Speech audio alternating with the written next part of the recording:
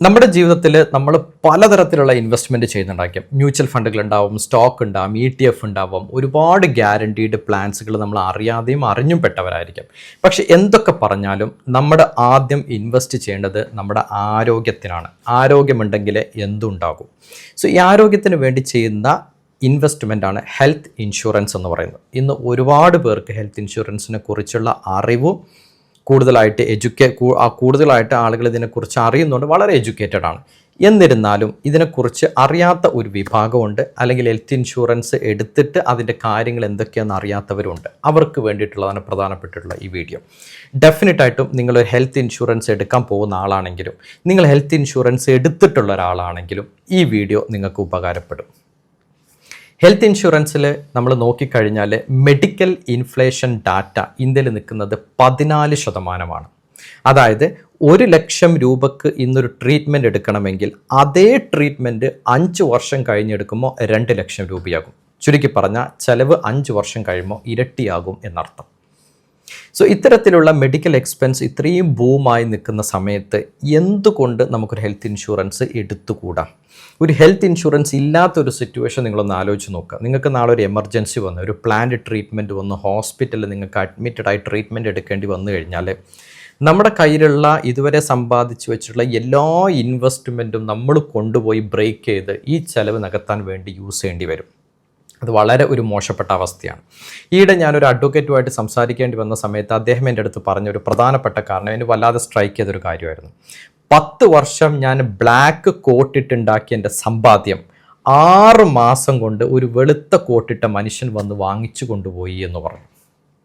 കേട്ടാൽ നമുക്കറിയാം, 10 വർഷം അദ്ദേഹത്തിൻ്റെ സമ്പാദ്യം ഒരു മെഡിക്കൽ എക്സ്പെൻസിന് വേണ്ടിയിട്ട് 6 വർഷം കൊണ്ട് അദ്ദേഹം അത് വിനിയോഗിച്ച് തീർത്തു എന്നുള്ളതാണ് അതിൻ്റെ സംഭവം. സോ ഇത്തരത്തിലുള്ളൊരു അവസ്ഥ നമുക്ക് ആർക്കും വരാതിരിക്കട്ടെ. ഡെഫിനറ്റായിട്ട് നിങ്ങളൊരു ഹെൽത്ത് ഇൻഷുറൻസ് എടുത്തിട്ടുണ്ടെങ്കിൽ, അല്ലെങ്കിൽ ഹെൽത്ത് ഇൻഷുറൻസ് ഓൾറെഡി എടുക്കാൻ ആഗ്രഹിക്കുന്ന ഒരാളാണെങ്കിൽ പോലും നിങ്ങൾക്ക് ഈ വീഡിയോയിൽ ഞാൻ പറയാൻ പോകുന്ന 10 കാര്യങ്ങളുണ്ട്. ഈ ഓരോ ചെക്ക് പോയിൻറ്റും ഇമ്പോർട്ടൻ്റ് ആണ്. നിങ്ങൾ എൻ്റെ സ്ക്രീനിൽ കാണുന്നത് ഹോസ്പിറ്റലിൽ നിന്ന് കിട്ടിയിട്ടുള്ള ബില്ലുകളാണ്, അല്ലെങ്കിൽ ഹോസ്പിറ്റലിൻ്റെ room rent ലിമിറ്റുകളാണ്.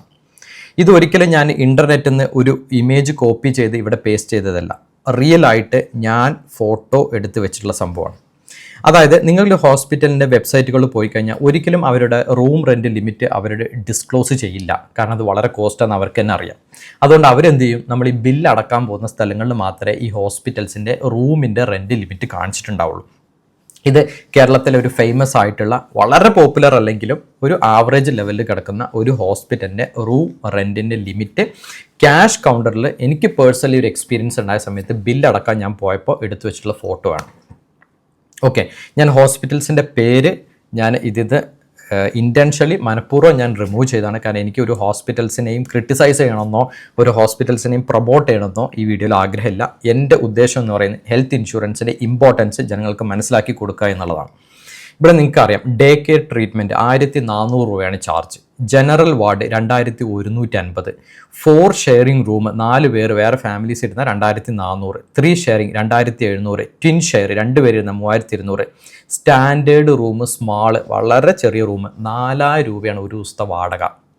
Standard room isolation 4,950. Deluxe room 6,800. Suite room 14,200. Premium suite room 17,600. Presidential suite 22,600. ഇതാണ് റൂം റെൻറ്റിൻ്റെ ലിമിറ്റിൻ്റെ അവസ്ഥ. നിങ്ങളൊന്ന് ആലോചിച്ചോക്കെ, ഇത് റൂം റെൻറ്റ് വേറെ, ട്രീറ്റ്മെൻറ്റ് വരുമ്പോൾ എത്രത്തോളം എമൗണ്ട് വരും. ഇനി റൈറ്റ് സൈഡിൽ നോക്കാം. നമുക്ക് നാളെ എന്തെങ്കിലും ഒരു ആവശ്യം വന്നു, ഒരു കാഷ്വാലിറ്റിയിൽ പോകേണ്ടി വന്നു. ഇത് എൻ്റെ പേഴ്സണൽ എക്സ്പീരിയൻസ് ആണ് ഞാൻ പറയുന്നത്, ലൈവ് എക്സാമ്പിൾസ് ആണ്. ഞാൻ അവിടെ പോയിട്ട് ഞാൻ ഒരു ബില്ല്, ഒരു പ്രത്യേക ട്രീറ്റ്മെൻറ്റുമായിട്ട് എനിക്കൊരു ഇഞ്ചക്ഷൻ എടുക്കേണ്ടി വന്നു. ആ ഇഞ്ചക്ഷൻ എടുത്തപ്പോൾ ആ ഇഞ്ചക്ഷൻ്റെ പേരാണ് ഈ 1 ഗ്രാം എന്ന് പറയുന്നത്, ഒരു ആൻറ്റിബയോട്ടിക് ഇഞ്ചക്ഷൻ. അതിന് 935 രൂപ ചാർജ് ഉണ്ട്. അത് കഴിഞ്ഞ് വരുന്ന ചാർജുകൾ നിങ്ങൾക്ക് നോക്കാം. ഡിസ്പോസിബിൾ 10 ml നിപ്രോ, അതായത് സിറിഞ്ചുകൾ, നീഡിൽസുകൾ, വാട്ടർ ബോട്ടിൽ, ഇതെല്ലാം കൂടി ചേർത്ത് വന്നപ്പോഴേക്കിന് എത്ര രൂപയായി?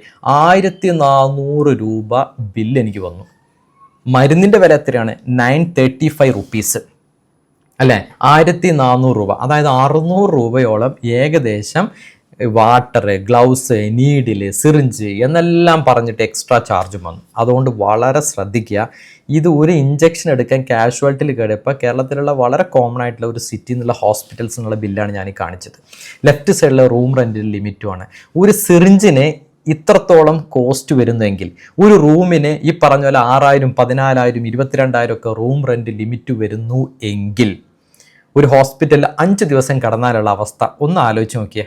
ചെക്ക് പോയിന്റ് നമ്പർ 1 ഇമ്പോർട്ടൻ്റ് ആണ്. ഞാൻ പറയുന്നു, പെന്നും പേപ്പറും എടുത്ത് വെച്ച് നിങ്ങൾ എഴുതി കഴിഞ്ഞാൽ നിങ്ങൾക്ക് ഒരിക്കലും നഷ്ടം വരില്ല ഈ വീഡിയോ കാണുന്നതിലൂടെ. Cashless claim and hospital network.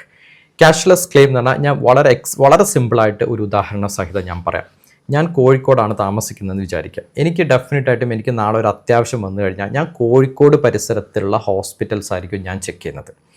അപ്പോൾ ഞാൻ ഒരു എക്സാമ്പിൾസിന് വേണ്ടി മാത്രമാണ് ഇവിടെ ഹോസ്പിറ്റൽസിൻ്റെ പേരെടുക്കുന്നത്. ആ ഹോസ്പിറ്റലിനെ പ്രൊമോട്ട് ചെയ്യാനോ ആ ഹോസ്പിറ്റലിനെ തരം താഴ്ത്താനോ അങ്ങനെ ഒരു പർപ്പസിനെ വേണ്ടിയിട്ടല്ല. ജസ്റ്റ് ഒരു എക്സാമ്പിൾസിന് വേണ്ടി ഞാൻ എടുക്കുന്നത് മാത്രം. സോ ആസ്റ്റർ ഹോസ്പിറ്റലുണ്ട്, ആസ്റ്റർ മിംസ്. ഈ മിംസ് ഹോസ്പിറ്റലാണ് നാളെ ഞാൻ ട്രീറ്റ്മെൻറ്റിന് പോകേണ്ടി വന്നു കഴിഞ്ഞാൽ എൻ്റെ ഹെൽത്ത് ഇൻഷുറൻസ് കാർഡ് ഉപയോഗിച്ച് ഞാൻ ട്രീറ്റ്മെൻറ്റിന് പോകുന്നു. എൻ്റെ കാർഡ് ഇൻഷുറൻസ് ഡെസ്കിൽ ഏൽപ്പിക്കുന്നു. ഹോസ്പിറ്റലും ഇൻഷുറൻസും കമ്പനികൾ തമ്മിൽ സംസാരിച്ച് എനിക്ക് ട്രീറ്റ്മെൻറ്റിന് വരുന്ന ചിലവുകളെല്ലാം തന്നെ ഇൻഷുറൻസ് കമ്പനി നേരിട്ട് ഹോസ്പിറ്റലിന് കൊടുക്കുന്നു. അതാണ് ക്യാഷ്ലെസ് ക്ലെയിം എന്ന് പറയുന്നത്. അത് സപ്പോർട്ടുണ്ടോ എന്ന് ചെക്ക് ചെയ്യണം, നമ്പർ 1. Number 2, network hospitals. അതായത് നമ്മൾ കോഴിക്കോട് താമസിക്കുന്നതാണെങ്കിൽ ഒരുപക്ഷെ നമ്മൾ മിംസിൽ നിന്ന് മാത്രമായിരിക്കില്ല നമ്മൾ ട്രീറ്റ്മെൻറ്റ് എടുക്കുന്നത്. നമ്മൾ മറ്റ് പ്രൈവറ്റ് ഹോസ്പിറ്റൽസും ഒരുപക്ഷെ നമ്മൾ ചികിത്സയ്ക്ക് വേണ്ടി പോയിരിക്കാം. അപ്പോൾ ആ കോഴിക്കോട് ജില്ലയിലുള്ള പ്രധാനപ്പെട്ട ഹോസ്പിറ്റൽസ്, പ്രൈവറ്റ് ഹോസ്പിറ്റൽസ്, ഏറ്റവും നല്ല മികച്ച ഹോസ്പിറ്റൽസ് എല്ലാം എൻ്റെ ഹെൽത്ത് ഇൻഷുറൻസ് അക്സെപ്റ്റ് ചെയ്യുമോ എന്ന് നമ്മൾ ചെക്ക് ചെയ്ത് നോക്കണം. ഇല്ലെങ്കിൽ എന്ത് സംഭവിക്കും? നാളെ നമ്മളൊരു ഹോസ്പിറ്റലിൽ പോയി ട്രീറ്റ്മെൻറ്റിന് പോകുന്നു, ഹെൽത്ത് ഇൻഷുറൻസ് കാർഡ് കൊടുക്കുമ്പോൾ അവർ പറയും ഈ ഹോസ്പിറ്റലിൽ ഈ ഇൻഷുറൻസുമായിട്ട് ടൈപ്പ് ഇല്ല, അതുകൊണ്ട് നിങ്ങൾ ക്ലെയിം വേറെ നിങ്ങളായിട്ട് തന്നെ പ്രോസസ്സ് ചെയ്യണം, ഞങ്ങൾ പ്രോസസ്സ് ചെയ്യില്ല എന്ന് പറയും. അതുകൊണ്ട് നെറ്റ്വർക്ക് ഹോസ്പിറ്റൽ ഭയങ്കര ഇമ്പോർട്ടൻ്റ് ആണ്.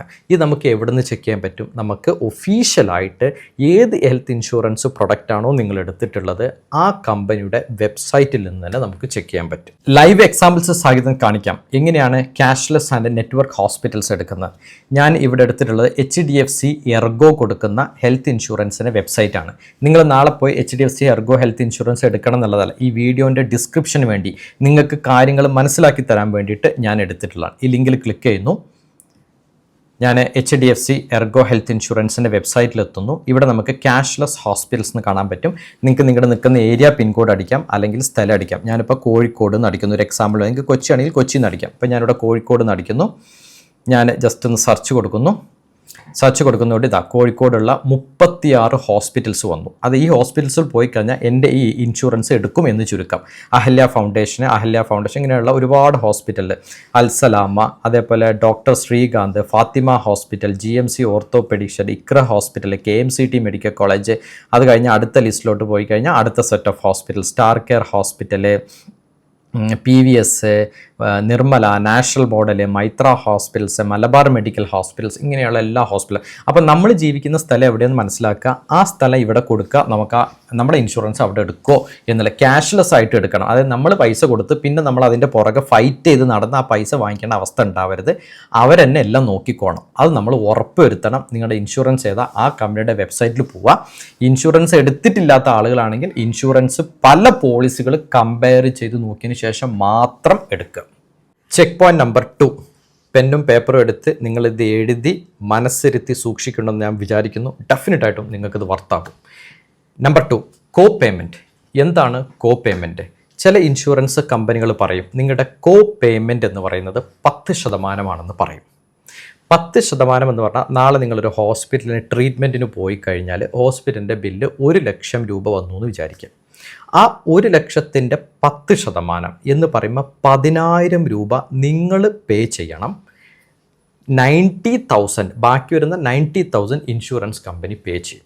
അപ്പോൾ കോ പേയ്മെൻറ്റ് ഇല്ലാത്ത ഇൻഷുറൻസ് എടുക്കാൻ വേണ്ടി ശ്രദ്ധിക്കണം. ഇതിപ്പോൾ 1 ലക്ഷം രൂപയുടെ കേസാകുമ്പോൾ ഇങ്ങനെ നിങ്ങളൊന്ന് ആലോചിക്കുക, 10 ലക്ഷം രൂപ ട്രീറ്റ്മെൻറ്റ് കോസ്റ്റ് വന്നു കഴിഞ്ഞാൽ നിങ്ങൾ 1 ലക്ഷം രൂപ നിങ്ങൾ കൊടുക്കണം, 9 ലക്ഷം രൂപ ഇൻഷുറൻസ് കമ്പനി കൊടുക്കും. അതാണ് ഈ കോ പേയ്മെൻറ്റ് ക്ലോസ് എന്ന് പറഞ്ഞാൽ. ഡെഫിനറ്റായിട്ടും ഡിഡക്റ്റബിൾ അല്ലെങ്കിൽ കോ പേയ്മെൻറ്റ് എന്ന് പറഞ്ഞിട്ട് നിങ്ങളുടെ പോളിസി ഡോക്യുമെൻറ്റിൽ ഉണ്ടായിരിക്കും. ഇനി നിങ്ങളൊരു പുതിയ പോളിസി എടുക്കുന്ന ആളാണെങ്കിൽ ഏജൻറ്റുമായി സമീപിച്ച് അതിൻ്റെ കൊട്ടേഷൻ വാങ്ങിച്ചതിന് ശേഷം ഡിഡക്റ്റബിൾ കോ പേയ്മെൻറ്റ് 0 ആണെന്ന് ഉറപ്പ് വരുത്തണം. അടുത്ത പോയിന്റ് ശ്രദ്ധിച്ചു, ഞാൻ പറഞ്ഞു ചെക്ക് പോയിന്റ് 2, കോ പേയ്മെൻറ്റ് പാടില്ല. നമ്മൾ ഇൻഷുറൻസ് പോളിസി എടുത്തു നോക്കുക, ഇൻഷുറൻസ് പോളിസിയിൽ ഇതേപോലെ ഒരു സംഭവം എഴുതിയിടണം, അഗ്രിഗേറ്റ് ഡിഡക്റ്റബിൾ. അതായത് നിങ്ങളെ കയ്യിൽ നിന്ന് ഞങ്ങൾ എന്ത് പിടിക്കും, 10% ആണോ 20% ആണോ അതോ വെറും 0 rupees ആണോ നോക്കുക. ഇത് എൻ്റെ പേഴ്സണൽ ആയിട്ടുള്ള ഹെൽത്ത് ഇൻഷുറൻസ് ആണ്, ഞാൻ ഇവിടെ ഡിസ്പ്ലേക്ക് വേണ്ടി എടുത്തിരിക്കുന്നത് ലൈവ് എക്സാമ്പിൾസ് ആണ്. ഈ അഗ്രിഗേറ്റ് ഡിഡക്റ്റബിൾ 0 ആയിരിക്കണം, ഇമ്പോർട്ടൻ്റ് ആണ്. തേർഡ് പോയിന്റ് ഏറ്റവും ഇമ്പോർട്ടൻ്റ് ആയിട്ടുള്ള പോയിന്റാണ് റൂം റെൻറ്റ് ലിമിറ്റ്. മിക്ക ആളുകളുടെയും ഹെൽത്ത് ഇൻഷുറൻസ് എടുത്ത് നോക്കിക്കഴിഞ്ഞാൽ അതിനകത്ത് എഴുതി കാണും സിംഗിൾ AC പ്രൈവറ്റ് റൂം. അതായത് സിംഗിൾ AC പ്രൈവറ്റ് റൂം, ഒരു ബെഡുള്ള ഒരു നോർമൽ റൂം മാത്രമേ സപ്പോർട്ട് ചെയ്യുള്ളൂ, വേറെ റൂം ഒന്നും സപ്പോർട്ട് ചെയ്യില്ല എന്ന് എഴുതി വെച്ചിട്ടുണ്ടായിരുന്നു. നിങ്ങളൊന്ന് ആലോചിച്ച് നോക്കും, നമ്മൾ ട്രീറ്റ്മെൻറ്റിനായിട്ട് പോകുന്ന ഗവൺമെൻറ് ഹോസ്പിറ്റലല്ല മിക്ക കേസിൽ, നമ്മൾ ഒരുപക്ഷെ പ്രൈവറ്റ് ഹോസ്പിറ്റലിനെ നമ്മൾ ഡിപ്പെൻഡ് ചെയ്യും. നമ്മൾ അവിടെ അഡ്മിറ്റഡ് ആവുന്ന സമയത്ത് ഇന്ന് ഹോസ്പിറ്റലിൽ ചെന്ന് കഴിഞ്ഞാൽ പാർക്കിങ്ങിനെ സ്ഥലമില്ല, അപ്പോൾ പിന്നെ ബെഡിൻ്റെ കേസ് പറയും വേണ്ട. അപ്പോൾ നമ്മൾ ചെല്ലുന്ന സമയത്ത് നമുക്ക് സിംഗിൾ പ്രൈവറ്റ് AC റൂം ഇല്ല എങ്കിൽ ഒരുപക്ഷെ നമുക്ക് ഡീലക്സ് റൂമോ സ്യൂട്ട് റൂമോ വേറെ ഏതെങ്കിലും കാറ്റഗറി ഓഫ് റൂംസ് നമുക്ക് എടുക്കേണ്ടി വന്നേക്കാം. കാരണം നമുക്ക് അവിടെ ഇരുന്ന് ട്രീറ്റ്മെൻറ്റ് ചെയ്തേ പറ്റൂ. ആ സമയത്ത് ഹെൽത്ത് ഇൻഷുറൻസ് പറയാണ് നിങ്ങൾക്ക് സിംഗിൾ പ്രൈവറ്റ് റൂം എടുക്കാൻ പറ്റുള്ളൂ, നിങ്ങൾക്ക് വേറെ ഡീലക്സ് റൂമുകൾ എടുക്കാൻ പറ്റില്ല എന്ന് പറഞ്ഞു കഴിഞ്ഞാൽ പ്രോബ്ലമായി. അതായത് സിംഗിൾ പ്രൈവറ്റ് റൂം ഒരുപക്ഷെ ഇൻഷുറൻസ് കമ്പനികൾ പറയും 3000 ആണ് ഇതിൻ്റെ ലിമിറ്റ് എന്ന് പറഞ്ഞു കഴിഞ്ഞാൽ നമുക്ക് ഒരുപക്ഷെ അവിടെ 8000 റൂം ആയിരിക്കും ഉണ്ടാകുന്നത്. സോ 8000 റൂം എടുത്തു കഴിഞ്ഞാൽ എന്ത് സംഭവിക്കും, 3000 മാത്രമേ ഇൻഷുറൻസ് തരുള്ളൂ, 5000 നമ്മളെ കൈ നടക്കണം. അതുകൊണ്ട് ഇൻഷുറൻസ് എടുക്കുമ്പോൾ ഏറ്റവും ഇമ്പോർട്ടൻ്റ് ആയിട്ടുള്ള പോയിന്റാണ് റൂം റെൻറ്റിൻ്റെ ലിമിറ്റ് പാടില്ല. നമുക്ക് ഹോസ്പിറ്റലിൽ നമ്മൾ ചെല്ലുന്നത് ഒരു എൻ്റർടൈൻമെൻറ്റിന് വേണ്ടിയിട്ടല്ല, നമുക്കൊരു ആവശ്യത്തിന് വേണ്ടിയിട്ടാണ് ചെല്ലുന്നത്. ആവശ്യത്തിന് ചെല്ലുന്ന സമയത്ത് അവിടെ റൂം റെൻറ്റ് ഇതേ എടുക്കാൻ പാടുള്ളൂ എന്ന് പറയുന്ന ഒരു അവസ്ഥ നമുക്ക് വരാതിരിക്കണം. അതിന് വേണ്ടിയിട്ട് റൂം റെൻറ്റ് ലിമിറ്റ് ആക്ച്വൽസ് എന്ന് എഴുതി കാണും. ആക്ച്വൽസ് എന്ന് എഴുതി കഴിഞ്ഞാൽ എത്രയാണോ നിങ്ങൾക്ക് ആവശ്യം അത് നിങ്ങൾ എടുത്തോ എന്നുള്ളതാണ് അതിൻ്റെ ഉദ്ദേശം. ചെക്ക് പോയിന്റ് 3 പറഞ്ഞ കാര്യം റൂം റെൻറ്റ് ലിമിറ്റ് പാടില്ല. പോളിസി ഡോക്യുമെൻ്റ് എടുക്കുക, ഡെഫിനറ്റ് ആയിട്ടും ഇങ്ങനൊരു സംഭവം ഇതിനകത്ത് കാണാൻ പറ്റും, റൂം റെൻറ്റ്. ചിലപ്പോൾ എഴുതി കാണും റൂം റെൻറ്റ് ലിമിറ്റ് എന്ന് എഴുതി കാണും. ഇവിടെ നിങ്ങൾക്ക് കാണാൻ പറ്റും എൻ്റെ ഹെൽത്ത് ഇൻഷുറൻസ് പോളിസിയിൽ ഞാൻ എടുത്തിട്ടുള്ളത് അറ്റ് ആക്ച്വൽസ് എന്നാണ്. അറ്റ് ആക്ച്വൽസ് ആണ്, എത്രയാണോ ബില്ല് വരുന്നത് ഏത് റൂം ആവട്ടെ നിങ്ങളത് എനിക്ക് പേ ചെയ്യണം. എനിക്കതിൽ പ്രത്യേകിച്ച് കണ്ടീഷൻസ് ഒന്നുമില്ല. ചില ഇൻഷുറൻസ് കമ്പനികൾ ഇവിടെ എഴുതി വെച്ചിട്ടുണ്ടാവും, എനിക്ക് ഉറപ്പാണ് 90% ഹെൽത്ത് ഇൻഷുറൻസ് കമ്പനികളും ഇവിടെ എഴുതി വെച്ചിട്ടുള്ളത് സിംഗിൾ പ്രൈവറ്റ് AC റൂം എന്നാണ്. അത് ഒഴിവാക്കിയെടുക്കണം. കാരണം ആ റൂം ഇല്ല എങ്കിൽ നമ്മൾ ബാക്കി ക്യാഷ് നമ്മുടെ കയ്യിൽ നിന്ന് ഇടേണ്ട അവസ്ഥ വരും. ശ്രദ്ധിക്കുക, എപ്പോഴും അറ്റ് ആക്ച്വൽസ് എന്ന് വരണം, അല്ല എന്നുണ്ടെങ്കിൽ നോ റൂം റെൻറ്റ് ലിമിറ്റ് അങ്ങനെ തന്നെ എഴുതണം. Check point number 4 indefinite coverage അല്ലെങ്കിൽ റീസ്റ്റോറേഷൻ ബെനിഫിറ്റ് എന്നെല്ലാം പറയും. അതായത് നമ്മളൊരു 10 ലക്ഷം രൂപയുടെ ഹെൽത്ത് ഇൻഷുറൻസ് ആണ് എടുത്തിട്ടുള്ളതെന്ന് വിചാരിക്കുക. നമുക്ക് നാളെ ഒരു ട്രീറ്റ്മെൻറ്റ് വന്നു, ട്രീറ്റ്മെൻറ്റിൻ്റെ കോസ്റ്റ് 20 ലക്ഷം രൂപയായി. എന്ത് സംഭവിക്കും, നമ്മുടെ 10 ലക്ഷം രൂപ നമുക്ക് ഇൻഷുറൻസ് തന്നു കഴിഞ്ഞു, ബാക്കി 10 ലക്ഷം രൂപ എന്ത് സംഭവിക്കും, ഇൻഷുറൻസ് തരില്ല എന്ന് പറയും. കാരണം നമ്മുടെ ലിമിറ്റ് 10 ലക്ഷം രൂപയാണ്. അതുകൊണ്ട് ഇൻഷുറൻസ് പോളിസിയിൽ നമ്മൾ ആഡ് ചെയ്യേണ്ടതും അല്ലെങ്കിൽ ഉണ്ടായിരിക്കേണ്ടതുമായ ഒരു പ്രധാന കാരണമാണ് ഇൻഡെഫിനിറ്റ് കവറേജ്. അതായത് 10 ലക്ഷം രൂപ ട്രീറ്റ്മെൻറ്റ് കോസ്റ്റ്, നമ്മൾ ഇൻഷുറൻസിൻ്റെ വില 10 ലക്ഷം രൂപയാണ്, അത് ചിലവായി കഴിഞ്ഞാൽ അടുത്ത 10 ലക്ഷം രൂപ കൂടെ ഇൻഷുറൻസ് കമ്പനി നമുക്ക് തരണം. അതാണ് 100% റീസ്റ്റോറേഷൻ കവറേജ്. റീസ്റ്റോർ ചെയ്യപ്പെട്ടും വീണ്ടും ലോഡ് ചെയ്യപ്പെട്ടു, നമുക്ക് എത്രയാണോ നമ്മൾ പോളിസി എടുത്തിട്ടുള്ളത് അത്രയും എമൗണ്ട് നമുക്ക് വീണ്ടും ലോഡ് ചെയ്യപ്പെടും. ഇത് ഇമ്പോർട്ടൻ്റ് ആണ്. കാരണം നമുക്ക് നാളെ ഒരു ട്രീറ്റ്മെൻറ്റ് വരുമ്പോൾ നമുക്ക് പറയാൻ പറ്റില്ല 10 ലക്ഷമാണോ 20 ലക്ഷമാണോ ചിലവ് എന്നുള്ളത്.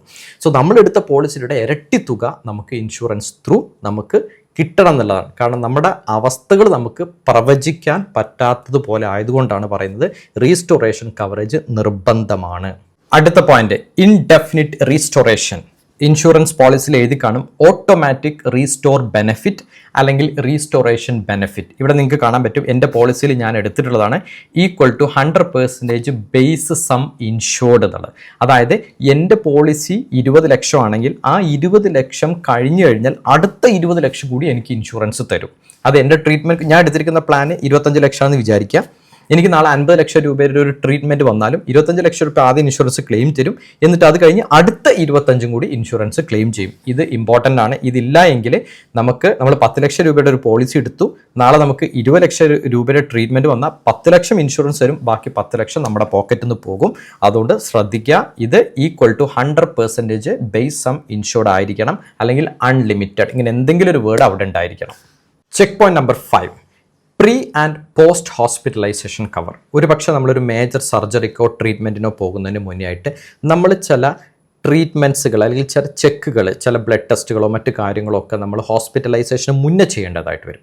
അതുപോലെ തന്നെ ഹോസ്പിറ്റലിൽ നമ്മൾ ആ ട്രീറ്റ്മെൻറ്റ് സർജറി കഴിഞ്ഞ് നമ്മൾ വീട്ടിലോട്ട് വന്നു കഴിഞ്ഞാൽ ചില ട്രീറ്റ്മെൻറ്റ്സുകൾ പോസ്റ്റ് ഹോസ്പിറ്റലൈസേഷൻ ചെയ്യേണ്ടി വരും.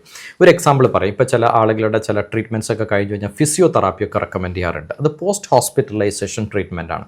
സോ ഇത്തരത്തിലുള്ള കോസ്റ്റുകളും കൂടി ഇൻഷുറൻസ് കവർ ചെയ്യണം. നോർമലി വരുന്നത് പ്രീ ഹോസ്പിറ്റലൈസേഷൻ 60 ദിവസം, അതായത് ഹോസ്പിറ്റലാകുന്നതിന് തൊട്ട് മുന്നേയുള്ള 60 ദിവസത്തെ ചിലവും ഹോസ്പിറ്റലിൽ നമ്മൾ ഡിസ്ചാർജ് ആയി കഴിഞ്ഞതിന് ശേഷമുള്ള 180 ദിവസത്തെ ചിലവും, അതായത് 6 മാസത്തെ ചിലവും ഇൻഷുറൻസ് കമ്പനി എടുക്കും. ഈ ദിവസം 60, 180 എന്നുള്ളത് വളരെ കോമൺ ആണ്. ഇതിനേക്കാൾ കൂടുതൽ ദിവസങ്ങൾ ഓഫർ ചെയ്യുന്ന ഇൻഷുറൻസ് ഉണ്ടെങ്കിൽ അത് ഏറ്റവും മികച്ച ഇൻഷുറൻസ് തന്നെയാണ്.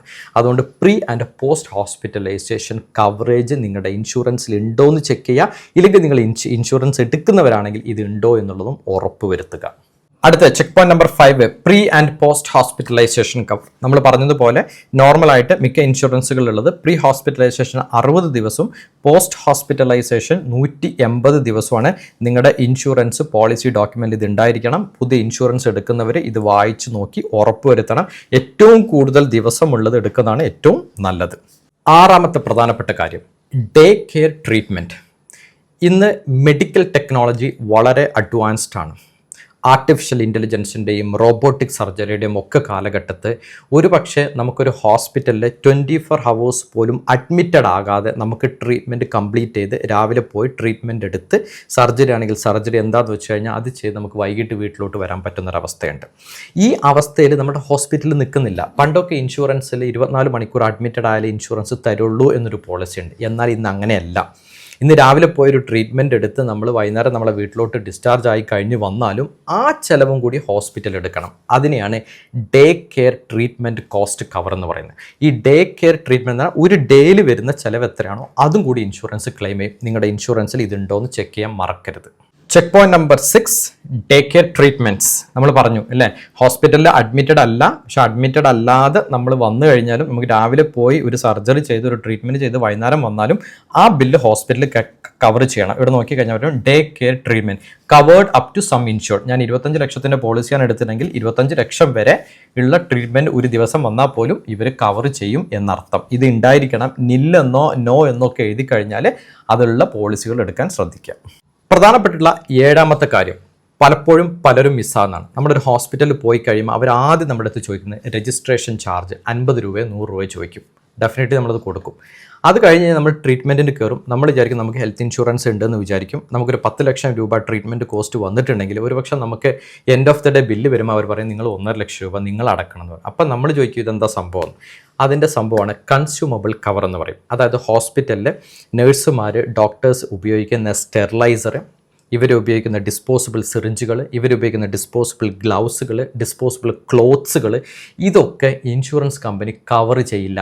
ആ ട്രീറ്റ്മെൻറ്റ് മാത്രമേ അവർ കവർ ചെയ്യുള്ളൂ. ആ ട്രീറ്റ്മെൻറ്റിന് വേണ്ടി ഉപയോഗിക്കുന്ന മറ്റ് സാധനങ്ങളുടെ കൺസ്യൂമബിൾ ഡിസ്പോസിബിൾ ഐറ്റംസ് ഇവർ കവർ ചെയ്യില്ല. അത് കവറേജ് ഉണ്ടോ എന്ന് നമ്മൾ ഉറപ്പ് വരുത്തണം. അതാണ് കൺസ്യൂമബിൾ പ്രൊട്ടക്ഷൻ ഐറ്റംസ് എന്ന് പറയും, അല്ലെങ്കിൽ കൺസ്യൂമബിൾ ഐറ്റംസ്. ഇങ്ങനെ പല പേരിലും പല ഇൻഷുറൻസിലും അറിയപ്പെടും.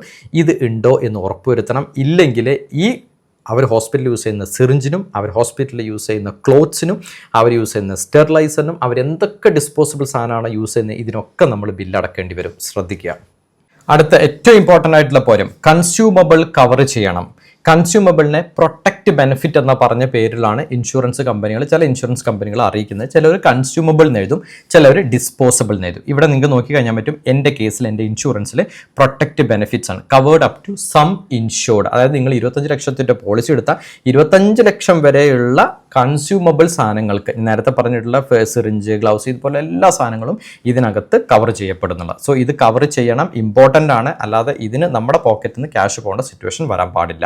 Check point number 8, waiting period. മിക്ക ഹെൽത്ത് ഇൻഷുറൻസുകളും വെയിറ്റിംഗ് പീരീഡ് എന്തുകൊണ്ടാണ് ഇൻട്രൊഡ്യൂസ് ചെയ്തതെന്ന് ആദ്യം പറയാം.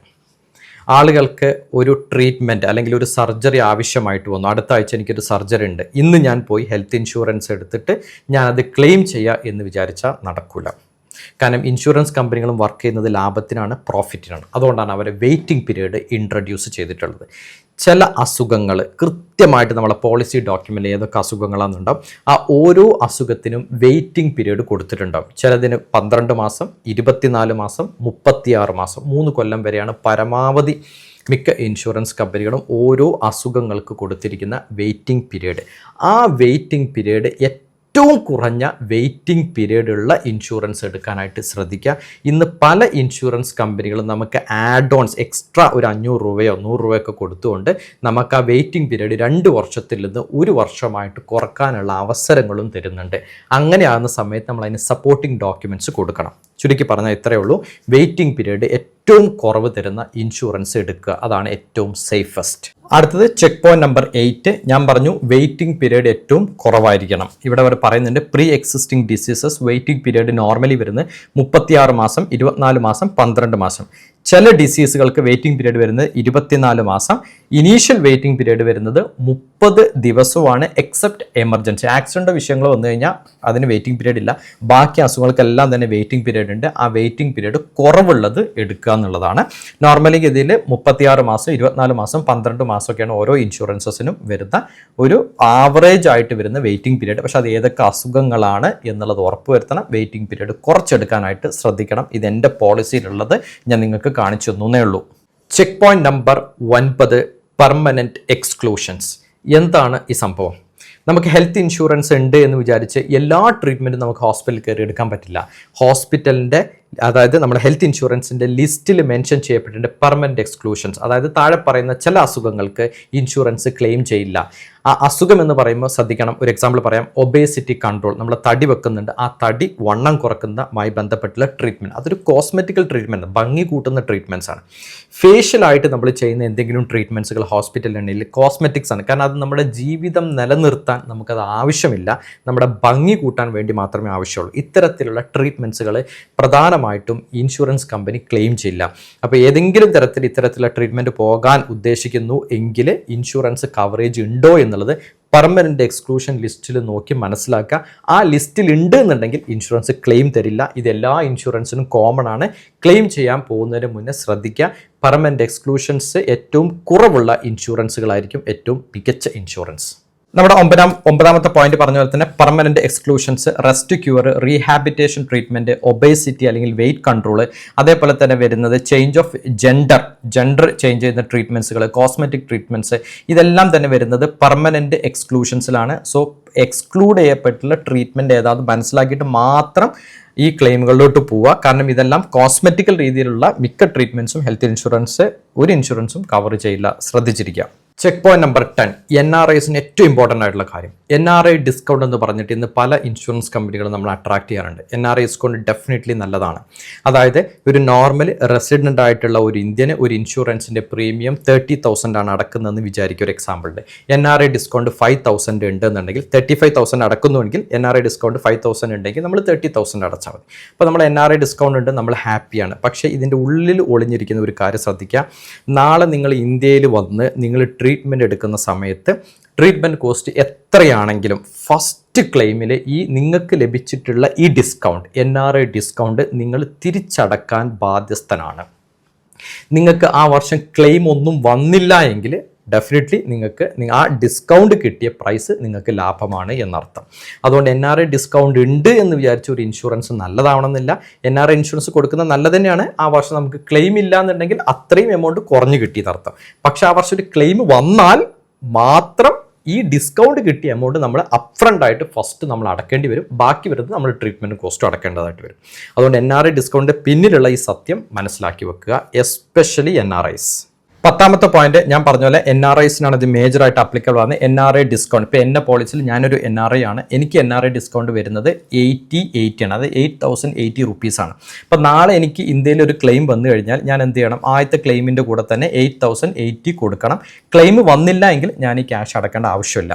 ചില ഹെൽത്ത് ഇൻഷുറൻസുകൾ നമുക്ക് ഇതേപോലത്തെ ഇത് തരുന്നു, NRI ഡിസ്കൗണ്ട് തരുന്നു. അത് നല്ലത് തന്നെയാണ്, പക്ഷെ അത് മനസ്സിലാക്കി വെക്കുക. ക്ലെയിം വന്നാൽ നമ്മളിത് അടക്കേണ്ടി വരും എന്നുള്ളത് നമ്മൾ ശ്രദ്ധിക്കുക. ക്ലെയിം വന്നില്ലെങ്കിൽ അടക്കേണ്ടി വരില്ല. അതുകൊണ്ട് NRI ഡിസ്കൗണ്ട് ഉള്ള പോളിസികൾ എടുക്കുക. നമുക്ക് ഇൻ കേസ് ക്ലെയിം വന്നില്ലെങ്കിൽ ആ 8000 റുപ്പീസ് നമുക്കവിടെ പ്രോഫിറ്റാണ്. ശ്രദ്ധിക്കുക. ഒരു പ്രധാനപ്പെട്ട കാര്യം കൂടി ഓർമ്മിപ്പിച്ചുകൊണ്ട് നമുക്ക് ഈ വീഡിയോ വൈൻഡപ്പ് ചെയ്യാം.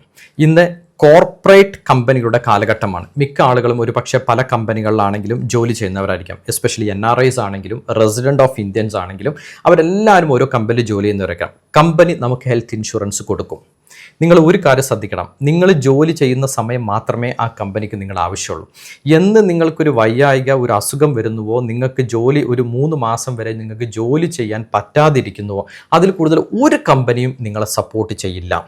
അതുകൊണ്ട് നിങ്ങൾക്ക് കമ്പനി ഇൻഷുറൻസ് ഉണ്ടെങ്കിൽ പോലും നിങ്ങളൊരു പ്രൈവറ്റ് ഹെൽത്ത് ഇൻഷുറൻസ് എടുത്തു വെക്കുക.